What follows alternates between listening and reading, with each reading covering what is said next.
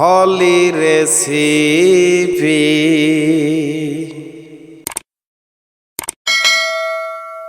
আসসালামু আলাইকুম। হলি recipe channel থেকে আপনাদেরকে সকলকে ওয়েলকাম জানাচ্ছি। আজকে আবারও এক রমজানের রেসিপি নিয়ে হাজির হলাম। আজকে আমি তৈরি করে দেখাবো থানকুনি পাতার বড়া। আপনারা চাইলে এটা চপও বলতে পারেন, বড়াও বলতে পারেন। এটা থানকুনি পাতার শরীরের জন্য যতটা উপকারী, খেতে কিন্তু সেই রকমই মজার। তাহলে চলুন রেসিপিটা আমরা শুরু করে দেই। এই তো আমি এখানে থানকুনি পাতা নিয়েছি। প্রথমে একটু আমি আপনাদেরকে দেখাচ্ছি, দেখেন থানকুনি পাতা যারা চেনেন না তারা একটু দেখেন, ঠিক এইরকম হয় দেখতে। এটা পাতাগুলোকে এখন আমি কেটে নিচ্ছি। এভাবে আমি পরিষ্কার করে নিয়েছি আর এটা ভালোভাবে আমি কুচায় নেব। এবার একটা বাটি নিয়েছি, সেখানে দিয়ে দিচ্ছি আমি পেঁয়াজ কুচানো, দিয়ে দিচ্ছি কাঁচা মরিচ কুচানো, দিয়ে দিচ্ছি গরম মশলা গুঁড়ো, দিয়ে দিচ্ছি হলুদ গুঁড়ো, লাল মরিচ দিয়ে দিচ্ছি, দিয়ে দিচ্ছি হাফ চামচ গোলমরিচ, আর দিয়ে দিচ্ছি কালো জিরে একটু হাত দিয়ে ক্রাশ করে দিচ্ছি।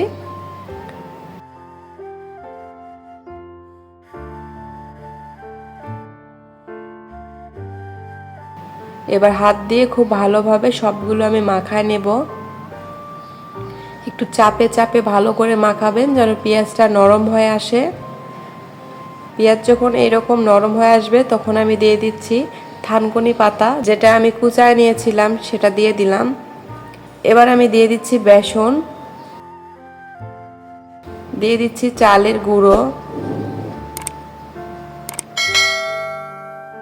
আর দিয়ে দিচ্ছি ময়দা। সবগুলো আমি অল্প পরিমাণে নিয়েছি। প্রথমে আমি অল্প পরিমাণে নিয়ে তারপরে আমি যদি লাগে নেব, আর না লাগলে নেব না। এবার হাত দিয়ে খুব ভালোভাবে আমি মাখায় নিচ্ছি। আমার মনে হচ্ছে একটু বেশি নেওয়া হয়েছে, সেই জন্য অল্প পরিমাণে একটু পানি নিয়ে নিলাম। পানি দিয়ে খুব ভালোভাবে মাখায় নিচ্ছি। পেঁয়াজও যেভাবে আমরা মাখাই ঠিক সেই রকমভাবে মাখায় নিতে হবে। এই তো খুব ভালোভাবে মাখানো হয়েছে। এবার আমরা চলেন তেলেতে ভাজতে যাব। প্যানে আমি তেল গরম করতে দিয়েছি, সেখানে আমি বড়াগুলো একটা একটা করে দিয়ে দিচ্ছি।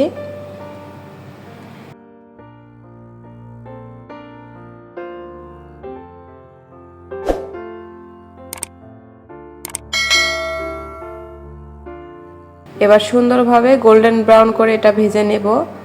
দেখতেই পাচ্ছেন খুব সুন্দর কালার হয়েছে। দুই পাশে যখন খুব সুন্দর কালার হবে তখন আমরা উঠায় নেব।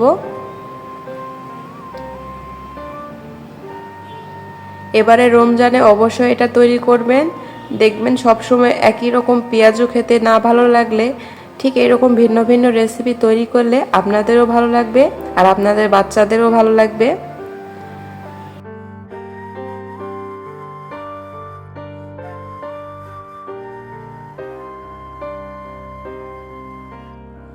এই তো আমার বড়াগুলো রেডি হয়েছে।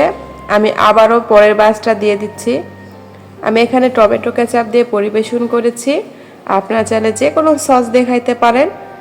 আর রমজান মাসে এটার সঙ্গে ছোলা মুড়ি সব কিছু একসঙ্গে মাখায় নিয়ে খেতে অনেক মজা লাগবে।